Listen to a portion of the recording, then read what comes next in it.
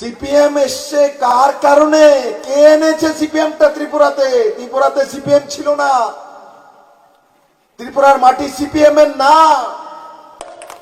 কমিউনিস্টকে কে আনলো?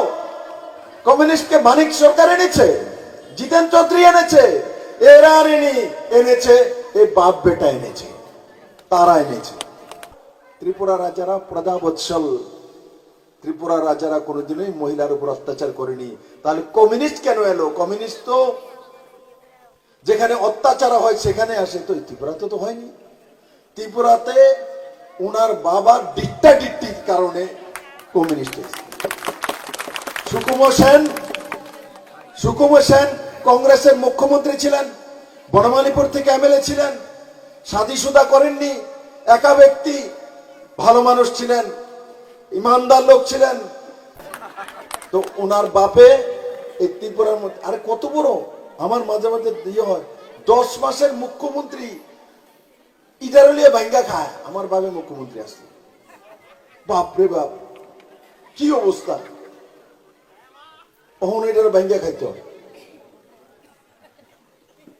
এরা সুকুমার সেনকে গদিচ্যুত করে, কংগ্রেসের মুখ্যমন্ত্রীকে গদিচ্যুত করে সিএফডি বানায়।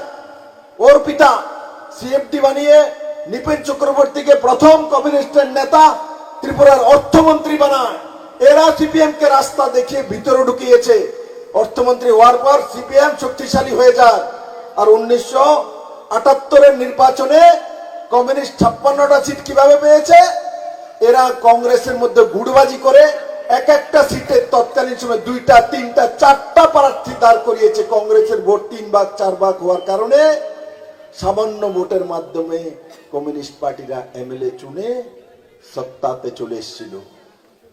3টা 4টা করে প্রার্থী দাঁড় করায়। কে দাঁড় করিয়েছিল? কংগ্রেসের ভোট যদি বিভাজন না হতো, কমিউনিস্ট জীবনে সত্তাতে ত্রিপুরাতে আসতো না। কংগ্রেসের ভোট বিভাজনটা কে করলো? বিলাল বাবু ভুল করছি নাকি? এরাই আনছে। এই কমিউনিস্টের পিটার বোনকে কি দিয়েছে?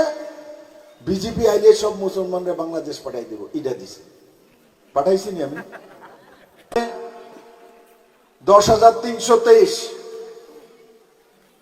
অনেক আন্দোলন হয়েছে। বিটার বোনের মানুষ আগরতলাতে থাকে, জানে আগরতলা শহরের মধ্যে কত আন্দোলন, রাস্তায় বসে থাকে। 10,323 আমি মুখ্যমন্ত্রী হওয়ার পরও আমাকে গিয়ে বলে আমাদেরকে করে দিন স্যার। আমি বলেছি বাবু, আমি সুপ্রিম কোর্টের কাছে আপিলও করেছি যে মানবিক দৃষ্টিতে তাদেরকে করার, পাক্কা করার আমাকে পারমিশন দেন। সুপ্রিম কোর্ট দেয়নি।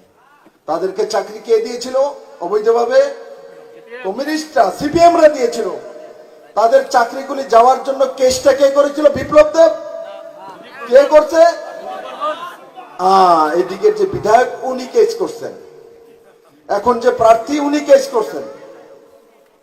এখন সিপিএম এতদিন তাদের দোষ দিত বলে এরা কেস করে চাকরিগুলো খেয়েছে। এখন 10,323-এর পরিবারকে ছেড়ে দিয়েছে। এইবার উনি বন্ধু হয়ে গেছেন, ওনার বন্ধুরে ক্যান্ডিডেট করেছে। সিপিএম এর ক্যান্ডিডেট হচ্ছেন ওনার বন্ধু।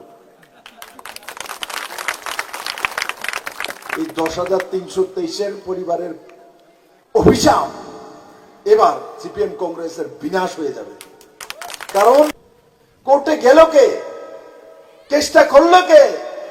এই আশিস বাবু আর ওনার বন্ধু, এটার নাম কইতে ইচ্ছা হয় না।